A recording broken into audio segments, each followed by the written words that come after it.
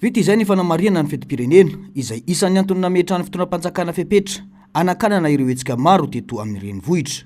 Roso ny dia ka ifantohana amin'ny hetsika ho fanavotam-pirenena manomboka amin'ny herinandro avy hoy ny eo anivony RMDM androany. Maro raha teo ireo mpisehatra politika sy ny ray aman-dreny no efa nifanatona sy nampitovy tadidokanga ka fotoana izao anapahana hevitra irosona amin'ny fanapahana manoloana ny olana izay mahazo ny firenena sy ny malagasy ho hiatrany ny fanazavana.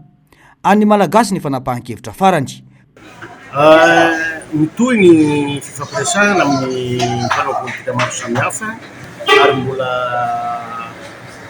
anasanantsika rehetra hahatongavatsika mitanjona izay tiantsika hotratrarina dia fanavotana ny Madagasikara, hahatongavatsika hanatanteraka amin'ny andro malaza hanaovana fety ho an'ny firenentsika. Ho avotry Madagasikara, ho avotry zao, ho avotry anao, ho avotry amin'ny tararaka faramandimby, izay no ilaintsika amin'izao fahasarotana manjo ny firenentsika izao. Manoloana an'izany rehetrarehetra izany dia mbola manao antsoavo ihany izahay ho an'ireo namana, ray aman-dreny, tanora, nabavy, mpandraharaha mba hifanometanana amin'ny fanarenana ny firenena amin'ny fanavotana ny Madagasikara. Ankoatra izay, endrika tsy fahatokisana ny tafika ny zava-nisy hoy ny teo anivony RMDM raha naneho ny heviny manoloana ny mpitondra nangataka valiteny Ampahibemaso Omaly mba hiarovany tafika ny fanjakana mijoro ankehitriny. Tsy haiko na endrika tsy fitokisana na misy hevitra mifombo ambadiky ny teny tahaka an'ireny nataon'ny antso ny filohan'ny Repoblika amin'ny folo tay hoe hiaro ny fiandrianam-pirenena sy ny mpitondra fanjakana adiditsy andraikitry ny folo alinday izany. Izay no maha-folo alinday ny folo alinday miaro an'izany andrim-panjakana zany sy ny fiandrianam-pirenena zany. Gaga izahay raha ohatra ka ny filohan'ny Repoblika izay filoha faratampo ny folo alinday no mametraka an'izany fanontaniana zany. Apetrakinay koa ny fanontaniana inona ny mety ho antony, inona ny mety ho dikany ny makany amin'ny folo alinday tsy azo ny filohan'ny Repoblika antoky intsony ve ny folo alinday malagasy. Manao randra-tarihina ny famoizana ain'olona etsero miotoloza sy fahoriana ny malagasy ka sanatria ny vava izay tsy maty ny aretina noho ny poizina maty noho ny tsy fananam-bola itsaboana tena, maty ny fahantrana sy ny adi-piainana ary ny anoanana. Ankoatra izay maty ny tsy fandriam-pahalemana. Zava-doza miantra manaina no mitranga kanefa toa izay na amavanina sy sarosaronana. Tsy hita izay tena zava-marina sy mahomby lazay ny fanjakana raha tsy resaka afa-tsy raha fanapoizinan'io ho hiatrany ny RMDM. Tokana hoy izy ireo no vahaolana mila mirahina ny malagasy ary manangana firenena vanina sy mendrika ary saza ny hasiny malagasy. Tsy nitaona no amaritana hoe ray aman-dreny fa ny anjara andraikitra eo anoloan'ny asa sy ny fiarahamonina. Fantanina no napetraka ny solombavambahoaka Fidèle Razarapiera raha toka mbola mendrika antsoina hoe ray aman-dreny ny mitondra ny fanjakana eto amintsika manoloana ny zava-misy toy ny krizy ara-pahasalamana amin'izay eto. Raha ny favoazana miantra amin'ireo mpiray tany razana dia tokony nametra-pialana na efa nesorana ny ministry ny varotra sy ny fanjifana ary ny ministry ny fahasalamana izay tompon'andraikitra manoloana ireo olana eto amin'ny firenena io hoy ity solombavambahoaka ity.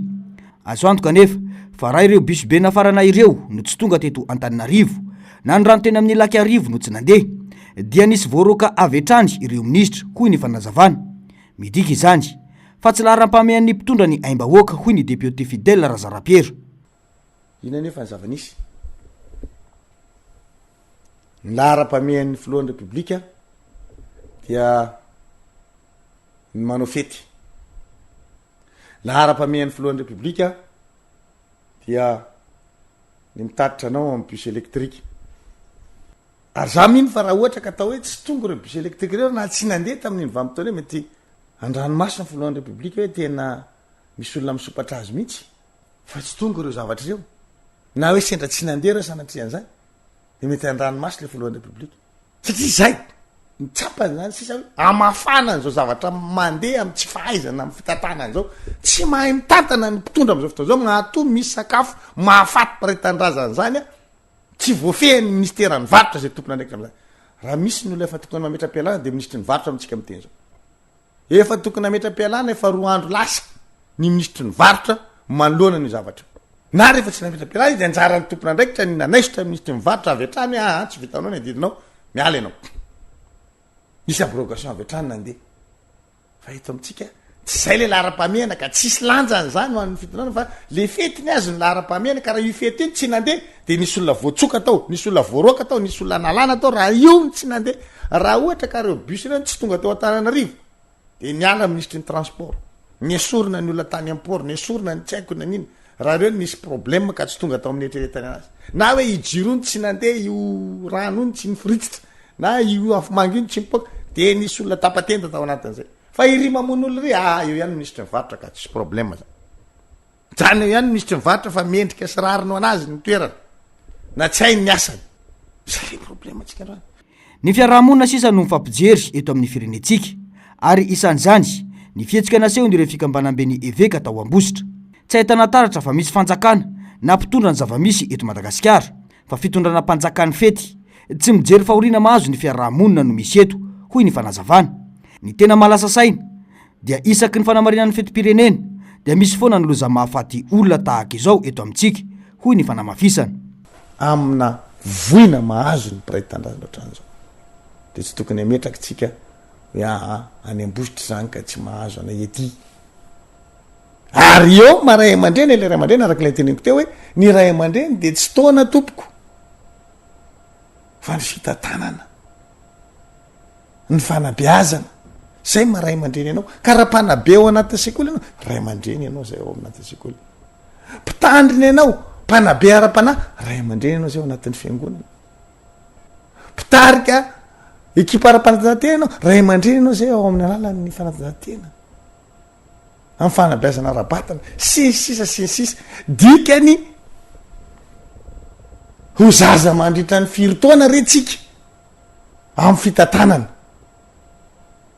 satria raha heri-taona ianao mitatana zavatra anankiray de veriko mbola mibadabady ianao mbola vao miana mandeha d'accord tsika fa raha 5 taona ny tantanana ianao efa tsy zaza tsony zany efa tsy miana mandeha tsony zany efa tsy mibadabada tsony zany efa miteny mazava ny zavatra fantatra sy hitany masona fa mananiky ny 12 taona ny tantanana fanjakana ny président Rajoelina de mbola ibadabada foana ave mbola iana mandeha foana ave amin'ny fitantanandra raha maray aman-dreny magaga ny fifanjona fa isaky ny misy fetim-pirenena sy sisa de ohatr'izao maloka maizina mangidy amin'ny vahoaka ny tany aman-danitra vahoaka malagasy tsy misy mpiano eto amin'ny firenena tsy mametraka ho Andriamanjaka ny ambany lanitra ny tsikatra ihany koa hoy ity solombavam-bahoaka ity dia tsy mahatoky ny mpitondra fa ao an-damosiny ny vahoaka anka izay anehoana izany amin'ny alalan'ny famorim-bahoaka no mahamaika azy fa tsy ny zavatra tena andraikiny eo amin'ny fitantanana ny firenena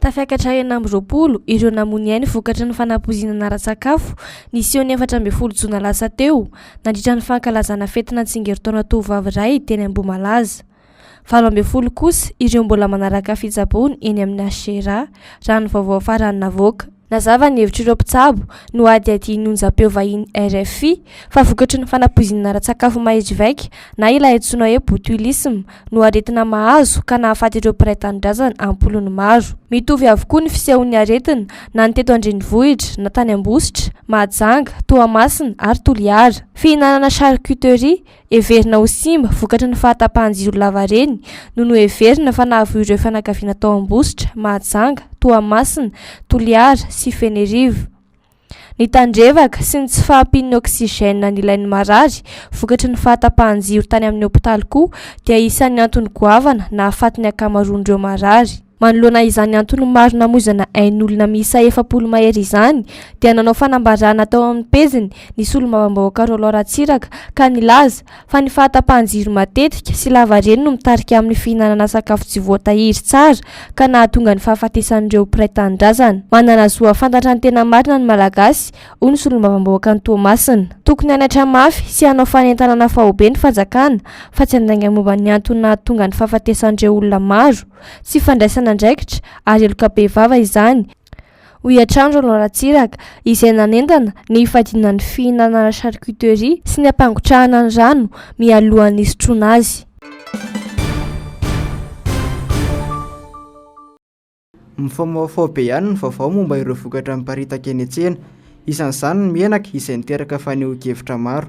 Tato anatin'ny 3 andro miovaova be ihany ny vaovao sy ny filazana, ny azo hohanina sy ny tsy azo hohanina ary ny tokony ho tandremana.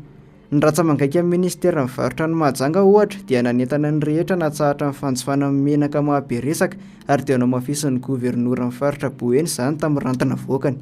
Tsy marina kosa ny filazana fa tsy azo hohanina ny menaka nahaberesaka, hoy ministry ny fampiroboroboana ny indostria sy ny varotra. Nambara ny fa manaraka ny fenitra takiana tanteraka ny famokaran'ity karazana menaka ity ary misy ny fitsirihana maromaro tanterahin'ny ministera mialohan'ny tsinjarana ny vokatra any amin'ny mpanjifa. Andro andray dia namoaka fanambarany ity ministera ity fa nisy ny fanavahana ireo sakafo mampiaya izay efa nentina namonjy laboratoara tany amin'ireo faritra nahitana tranga atao aorian'ny fitsirihana ireo tsena lehibe. Mbola eo mpanaovana fanadihadiana ny tompony andraikitra Isatsokajiny ka mbola tsy azo heverina ny mahatsiara-dalana ny sakafo iray raha tsy voapirovo mazava. Misy ny fiarah-miasa akaiky amin'ny ministera amin'ny fahasalamam-bahoaka amin'ny famoahana ny valim-pitsirihana ka izay no ahafahana mamoaka ny vaovao tena izy momba ireo trangana fanamposinana ireo. Nilaza moa ny ministera mivarotra fa miara-misala akaiky amin'ireo sahampandraraha-panjakana ny tompony andraikitra sy ireo fikambanana maro samihafa miaro ny mpanjifa ary hanamafy ny fanaraha-maso isa-paritra izy ireo. Miantso ny mpanjifa mba ho mailo trano moa ny avy eo anivon'ny ministera amin'ny fampiroboroboana ny indostria ary mangataka tolotanana avy amin'ny vahoaka ifotony amin'ny fampitana vaovao momba ireo tranga misesisesaka ankehitriny. Ny fifanipahana vaovao avoakan'ireo samy tompony andraikitra ny tsy filazana ny tena zava-misy marina raha tsy tena afa-tsy ireo dia miampimampisavorivory ny saim-bahoaka. Aina ny resaka eto, miatra manainy isam-pianakaviana ny zava-misy kanefa tsy misy fanazavana maro-potitra avy amin'ireo tompony andraikitra. Andrasana fatratra araka izany ny valin'ny fitiliana ambara fa natao hamantarana amin'ny marina ahazoana misoroka sy mitsabo.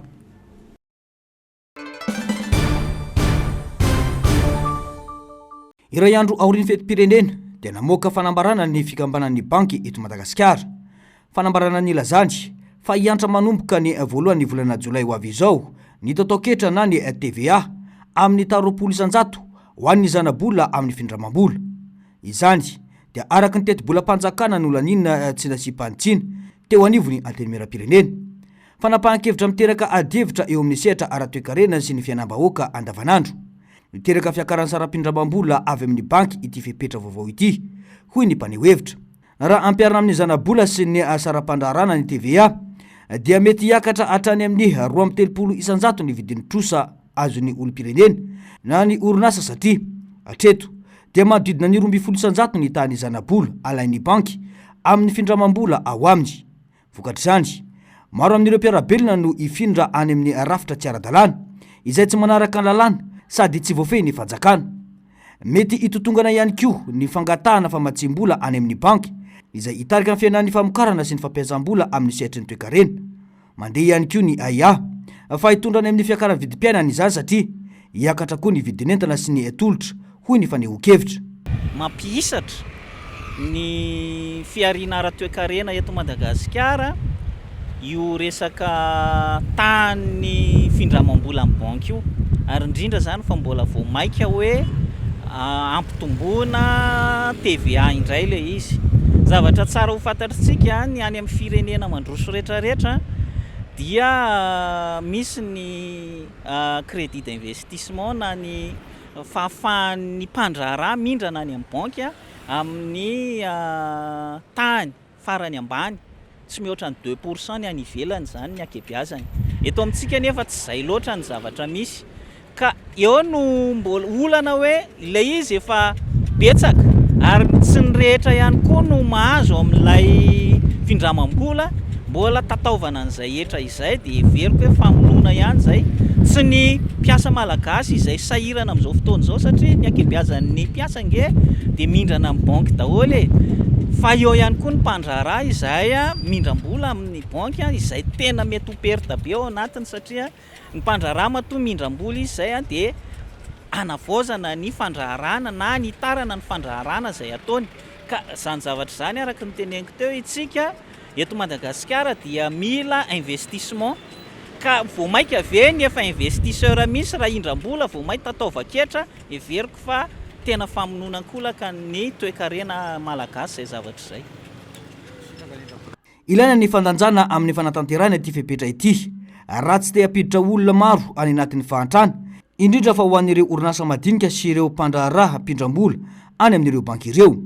Mazava fa tsy ny banky lehibe no tratra mafy amin'ity etra ity, fa ireo mpanjifa madinika toy ireo olona makatrosa ho an'ny fianakaviana, tanora mikasa anangana fandraharana sy ny maro hafa. Raha fehezina dia sakana ho an'ny fampandrosoana ara-toekarena ary fanosehanany olona ho any amin'ny tsy manara-drafitra izao zava-misy izao ho iatrany ny faneho-kevitra. Raha ny fantatra moa dia tokony efa nampiarina tamin'ny fiandohan'ny taona ity TVA 20% ity, saingy no nidinika teo amin'ny vondron'ireo mpandraharaha toy ny FIVPAMA sy ny GEM dia izao vao ampiarina. Mbola mitohy moa izany sy nidinika izany raha ny fanazavana.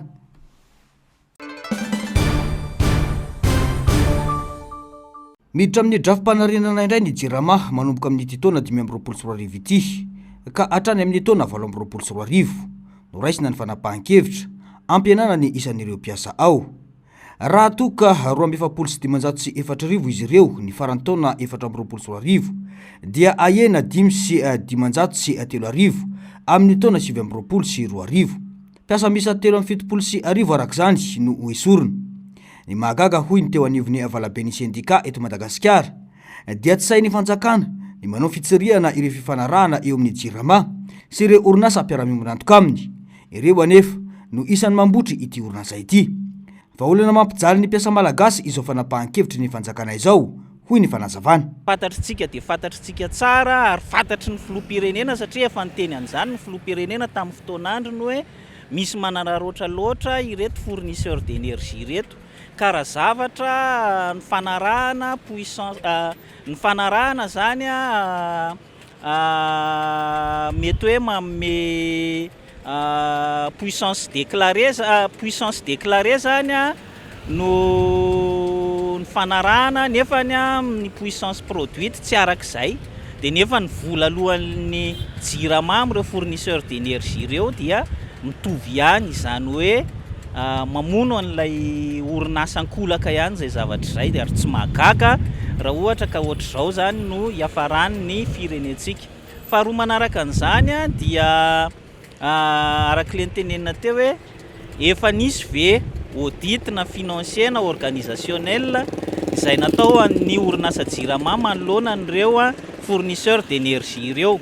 Zany zavatra zany tokony hipetraka dia nomelo ary tokony manana asa ny fitondram-panjakana hanongotra n'izay hita fa défaillant anatiny, satria raha ny zavatra hita dia zavatra ny groupe omen'ireo fournisseur d'énergie ireo indraindray efa groupe efa matikapoka ozy le fitenenana na mieritreritina hoe bonne occasion ka voamay any amin'ny resaka maintenance an'le izy ny voamay mandany, izay mety etohan'le orinasa ihany koa. Zany zavatra zany tokony hojerena ao anatiny au lieu de androaka mpiasa izay amin'izao fotoana efa sarotra izao, vanim-potoana sarotra izao no androaka mpiasa dia verina hoe tsy vahaolana izany. Misy ny lalàna feny orinasa. Raha orinasa efa mitsipozipozy ve afaka anome tanteraka ny zon'ireo mpiasa ireo. Fantaninana petraka ny teo anivony syndicat-ny mpiasa na ny SSM izay mbola nanontany ny momba ny loharanimbola anonerana ireo mpiasa satria fanarenana no resaka eto ho iatrany ny fanazavana. Moa ve amin'izao efa tena fasahirana ny orinasa JIRAMA zao dia mbola anana ny vola izay ahafahana mandroaka mpiasa, satria azadino fa raha ohatra ka mandroaka mpiasa dia tsy maintsy alohanao daholo ny zo rehetrarehetra. Eo aloha ny solde de tout compte, eo ihany koa ny indemnité de licenciement. Ka ny JIRAMA efa hita fa bokatrosa raha ny chiffre zay navoakany zareo tompona ndraiky mpanjakana dia efa maherin'ny 2000 milliards d'ariary ny trosan'ny fanjakana, ny trosan'ny JIRAMA zany amin'ireo manam-panambola aminy dia mbola ampitomboina ihany koa amin'izay indemnité de licenciement zay ve ny tena vahaolany. Fa arak'ilay niteneniko teo tsy misy afa-tsy ny fitadiavana n'izay hoe inona ny tena fototry ny olana, dia ny fototry ny olana dia ireo producteur na fournisseur d'énergie ireo ny tena olana ao amin'ny JIRAMA io zany. Raha ny fantatra dia mbola tsy nisy ny fampiresana teo anivon'ny syndicat-ny mpiasa ny JIRAMA sy ny SSM hatramin'ny androany. Voalaza kosa fa isy ny feonambe ataon'ireo mpiasa eo anivon'ny jirama ny voalohany volana jolay izao. Andrasana ny fivoaram-baovao.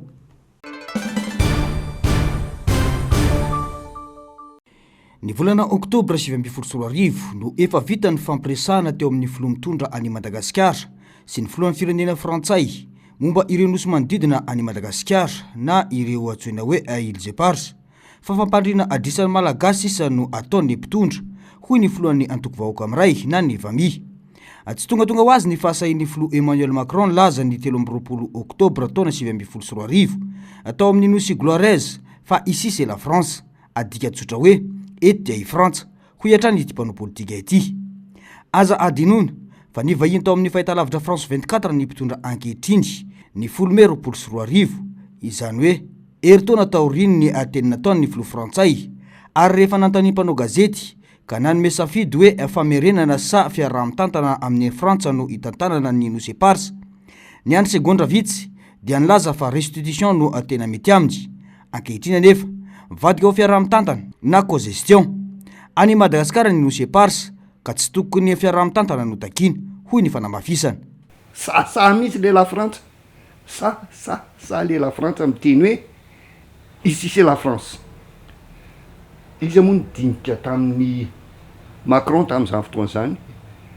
Rajoelina ie. Ary tadidio tsara mihitsy fa Rajoelina ngeka manana an'le 20 centimetatra. Le 20 centimetatra zay ataon'ny olona na isa faly. Na isa tsy faly amin'ny vahoaka 20 centimetatra any Rajoelina. Donc nationalité français zany i Rajoelina. Manana zoom-pirenena frantsay zany i Rajoelina.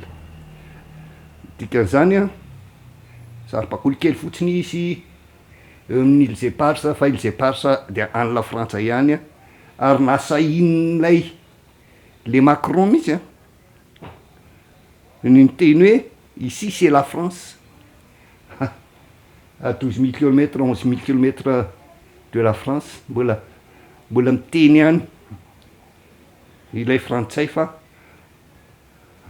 anazy Îles Éparses. Ça vous appartient pas, ça appartient aux Malgaches. Fa ny fitenenana fotsiny hoe ici c'est la France fe papirasy zany, resaka taratasy zany. Fa ny tena zavatra tena misy ary nona fa nisy dia ny nanomezan'ny Rajoelina an'ireo Îles Éparses reo. Ity resaka nosy Éparses ity dia maneho fa voazanaka i Madagasikara ho iatrany ity mpanao politika ity. Mazava ny fepetrany olona iray mangataka zoam-pirenena Frantsay fa miaro ny tombotsoan'ny la Frantsa. Ampahantraina ny malagasy amin'izay tsy afaka mijery ny tena soa ho an'ny fireneny ary tomponatoka amin'izany ny mpitondra ankehitriny amin'ny famitana izany iraka izany ho iatrany ity mpanao politika ity. Za dia vonina ny anao aniateraka adidy eto Madagasikara anampahantra ny malagasy. Ka niteny nge Macron on va voir les 80% des malgaches qui sont dans la pauvreté, dans la misère. Teny Macron mihitsy zany hoe tena ao anaty fantrana lalina mihitsy le malagasy tsy aleo hoe mijery an'izany ozy izy mazava be nge zany misy resaka nge zany teo amin'izy Rajoelina hoe ampatrano lany malagasy fa izahako rehefa aveo la Frantsa manarina azy ana inona ataontsika inona ataontsika dia anazy olodeo tsara ny parlemanta frantsay. Parlemanta frantsay ke tena mizingisina ary miatsa ny Nations Unies mihitsy hoe gardena ho patrimoine frantsay ilay Îles Éparses, patrimoine minina. Fantanimbolam-bahoaka fotsiny ary fampiasonana ny malagasy ny mody andefasana iraka any amin'ny voamera manokana ifampidinika amin'ny farany ity volana jona ity any Frantsa ho iatrany ity mpanao politika ity. Ankoatry ny fahantrana ny fahalemena aratafika dia mbola olana goavana ny fizakany ny mpitondra ny Madagasikara zoam-pirenena Frantsay. Ireo rehetra ireo dia maneho fa resabe fotsiny ny ahazahoan'ny Madagasikara ny nosy Éparses. Tsy azo everina izany hoe olana angalatra ny entana tao an-trano no anaovana fampiraharahana fa iaraha-mitantana amin'ny fananana nangalarina ho iatrany Alphonse Rakotondraimbe. Fiara misy sa 700 isan'andro no miainga makany amin'ny faritra ho an'ny eto amin'ny toby fiantsonana maki Antotapenaka amin'izao fiandohan'ny fialatsasatra izao. Mbola vitsy ny fivoahana any amin'ny faritra treto raha ny fanazavana. Na eo aza izany, efa misy ny sarandalana mipetraka ho an'ny vanim-potoana ho an'ny toby fiantsonana ity, ka tsy misy ny fampiakarana na ny fampidinana ny sarandalana arak'ireo efa voasoratra sy mipetraka eny amin'ireo kooperativa. Voalohany aloha ny hoe fandaminana manokana dia efa azo lazaina efa ohatran'ny mahazatra ihany. Ina moa ny fisina fanamafisana ny contrôle au départ mba ho ara-dalàna tsara ny fiara miala etỳ amin'ny tobim-piantsonana. Ary eo anatin'izany maha-ara-dalàna izay dia natota taratasy. Indrindra moa zao amin'izao hoe fahataperan'ny eo amin'ny resaka fandoava-ketra dia entanina andrendretra satria ho tapitra amin'ny 30 jona ny fandoava-ketra ho an'ny fiara fitateram-bahoaka dia le patente zany. Dia izay no anentanana andrehitra zany mba hamita an'izany faran'izay satria efa latsinainy le faran'ny volana. Dia izay atota taratasy sy ny momba fiara zay aloha zany no tena mila mafisina satria mba ahafahana hoe miaro amin'ny loza mba ho ara-dalàna atota taratasy. Ny fiara miainga koa tokony ho ara-dalàna tsara mba ho fisorohana amin'ny loza.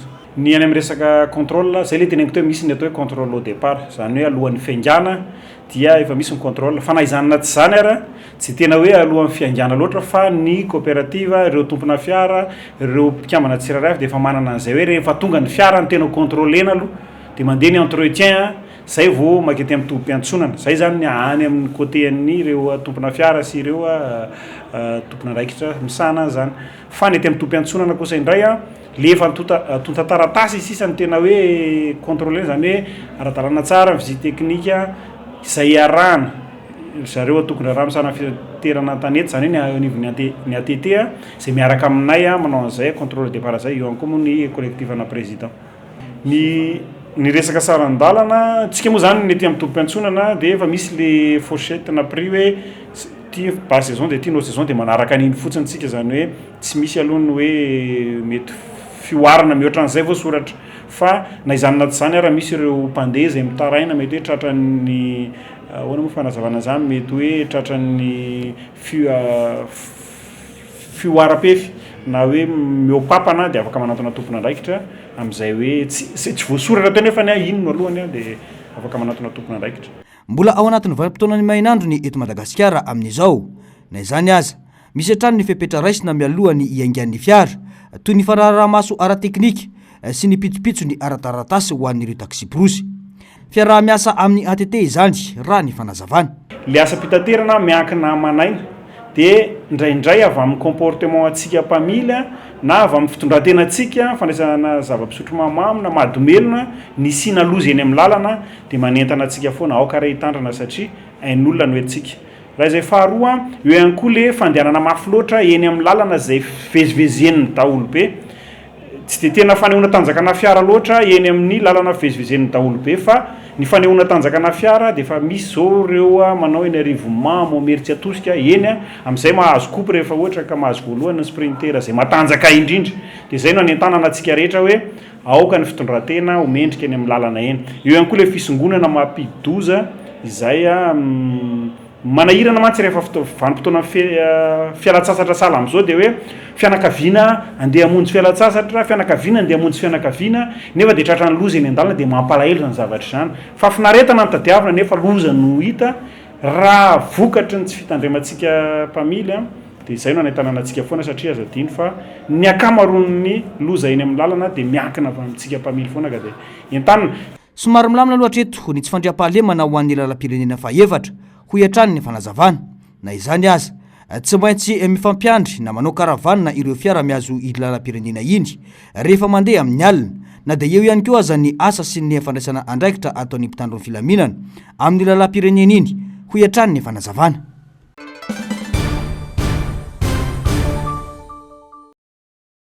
Ny fanaraka ireo firenena 17 mpikambana ao amin'ny vondrona Eoropeanina nandritra ny fihaonana nataon'izy ireo tany Bruxelles fa halavaina enim-bolana fanampiny ny sazin'ny Rosia. Ny fandrarana amin'ny fivarotana solika, ny fanesonana ny banky rosianina tao amin'ny rafitra SWIFT, ny fanidina ireo fananana toy ny orinasan'olon-tsotra ary ny faniliana azy amin'ireo fifanarana iraisam-pirenena no sazy azony tamin'ny vondrona Eoropeanina ka izao nalavaina enim-bolana izao indray. Na dia manana fifandraisana akaiky amin'ny Vladimir Poutine aza ny Prime Ministre Hongrie Viktor Orban dia nanaiky io fanapahan-kevitra io. Tafiditra ao anatin'ny politika anakanana ny toy ny ady ataony amin'ny Ukraine ity sazy ity raha ny fanazavana. Tanjona amin'ity fanapahan-kevitra ity ny fametrahan'ny Eoropeana fepetra entitra amin'ny sehatra ara-toe-karena ary ny ampianan'ny vola miditra any amin'ny fitondrana Rosianina. Nandray fepetra ihany koa ireo firenena mikambana ao amin'ny vorona Eoropeana ny isian'ny sazy 20 amin'ny andro ho avy.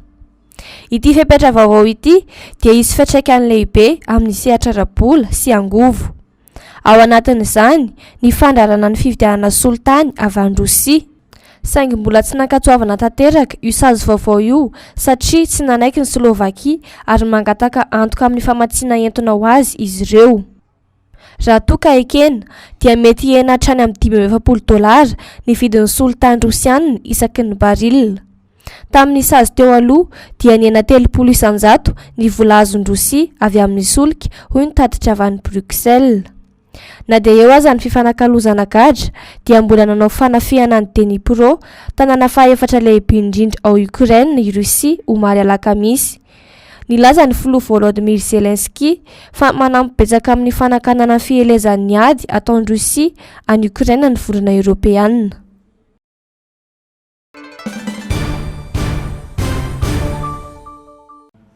Ny ao natao Bruxelles ireo firenena Eoropeana nandinika ny fomba hamaliana ny sazy ara-barotra napetraka Donald Trump filohan'ny Etazonia.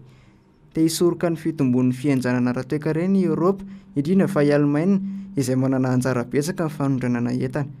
Maniry ny vahan'ny olana aingany Berlin notsopihan'ireo solon-tena-panjakana Allemagne fa maro amin'ireo sehatra manan-danja eo amin'ny toe-karena no tsy maintsy mandohetra midangana ankehitriny toy ny indostria simika, ny fanafody, ny fitaovana ara-teknika, ny visy ny aluminium ary indrindra ny famokarana fiara izay anisan'ny tena mampiakatra ny tahan'ny fanondrana nataon'izy ireo. Tanjona lehibe amin'izany ny ahafahan'ny Trump milaza fa nahazo fandresena ara-barotra Eoropa kanefa tsy hiditra anaty fatiantoka goavana eo amin'ny tsena iraisam-pirenena. Tsy Allemagne ihany fa manohana ny famaranana aingana ny fifanarahana koa i Frantsa, saingy mitaky tsy fitany lalana amin'ireo fepetra raisiny isaky ny firenena. Laza ny solon-tena amin'ny Paris fa tsy azo ekena ny fifanarahany izay nefa ny Eoropa sazy nefa tsy misy tombontsoa takalon'izany. Nampatsiahivy ny tompona andraikitra Frantsay fa mitoetra raha maneran-tany ankehitriny ny fanafoanana tanteraka ireo eo anivon'ny varotra miampita ny Atlantika ihany no vahaolana mety sy mahomby indrindra. Raha tsy izany hoy izy ireo dia aleo mitovy toy izay ho tratry ny fepetra tsy ara-drariny. Mitoby ny aya mandra-pahatonga ny 9 Jolay daty napetraka i Trump ho faran'ny famondrapo fa hidirana amin'ny fampiarana ny hetra vaovao. Mety ampiakatra avy 20 isanjato na avy 20 isanjato ny hetra amin'ny entana avy any Eoropa Etazonia raha toa ka tsy vita ao anatin'ny fotoana voafetra izany fifanarahana izany. Nilaza moa ny governemanta Amerikanina fa mety haroso io daty io.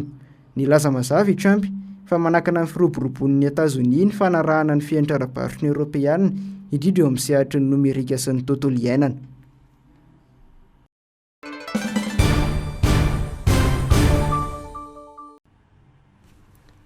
Raha manomboka ho milamindamina ny ady eo amin'ny Israela sy Iran ho fanatanterahana ny fifanarana fampitsarana ny ady dia mitoa kosa izany eo amin'ny faritra Gaza. Omaly hariva ohatra voadarika bombaindray ny tsena tao Aderel sy sekoly iray nandray ireo trabona vokatry ny ady. Vokany natratra 520 ireo Palestiniana namoiny eny ary 10 ny maro hafa naratra. Mahalona izany dia maro ireo mpanara-baovao no milaza fa fandrika fotsiny ihany ny fahatongavan'ireo fanampiana ao Gaza satria maro amin'ireo lasipatra nitratra ny bomba teny an-dalana haka ireo fanampiana ara-tsakafo sy ara-pahasalamana tena ilain'ny mponina.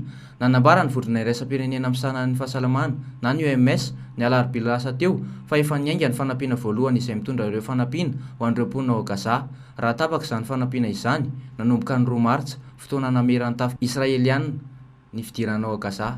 Ny hôpitaly tena mandray marary betsaka no hisetraka izany fanampiana izany araky ny voalaza hatrany. Manantena ny fitohizan'ny ezaka sy ny fanampian'ny OMS hatrany ireo hôpitaly lehibe ao Gaza sy ny fianakaviam-be iraisam-pirenena satria mitombo sy mihabetsaka isan'andro ireo marary ka tsy maraka intsony ny toeram-pitsaboana.